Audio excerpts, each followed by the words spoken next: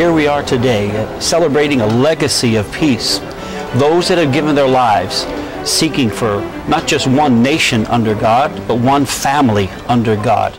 We are gathered here today to celebrate the legacy of these remarkable individuals who have made a valuable contribution for peace. I now invite everyone to stand together and observe a minute of silence.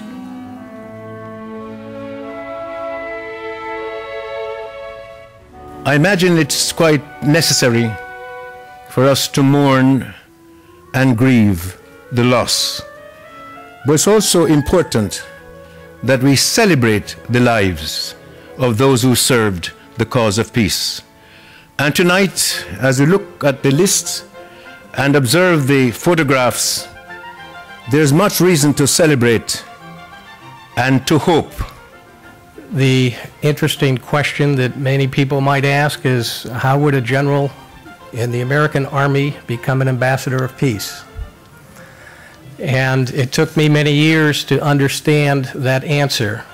But I have to state that it begins 60 years ago when he was actually fighting in the Korean War, and found out years later that what he had done in Hungnam was responsible for the release of the Reverend Moon and assisted in enabling him to build the Federation, which is sponsoring this joyous event.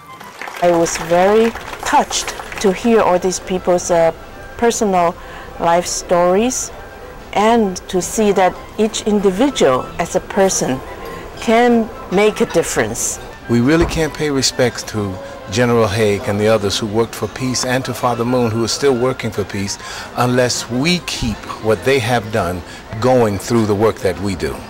I also had a good friendship with Hedy Anabi.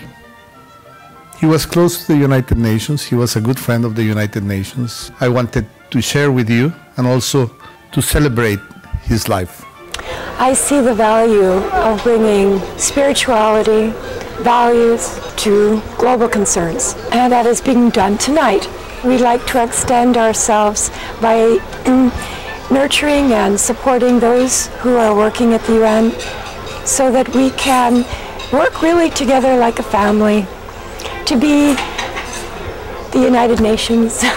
It's truly a wonderful, wonderful occasion. And for the young people in the audience, I think it's a time to really think about how they want to live their life and what kind of a legacy they would like to leave in their lifetime. Because each of our lives is really an opportunity or a gift given by our God up in heaven to really make something beautiful and to leave something beautiful behind. From time to time, as I was a young boy and then a young man, I would hear my father speak of Reverend Moon. One thing that he constantly said about him, he said he's a global man who seeks to spread the word of peace throughout the world without regard to religion, ethnicity, culture, or color of any human being. I do want to spend a moment and thank the Reverend Moon, who was one of the first people that we heard from as a family when my father passed away this past February. One of the messages that did come over from Reverend Moon to my family was that the passing of my father, as well as all of these distinguished individuals up here, should be viewed as a joyous event. Not only because there is an ascension to another place, another world, but also because each of these individuals accomplished so much in their lifetime. And I'd like to thank the Federation for bringing to the attention of everyone what these people have accomplished for the sake of peace. 그림자를 만들지 않는 삶이라고 했습니다. 한국말은 예수님의 한 사람입니다.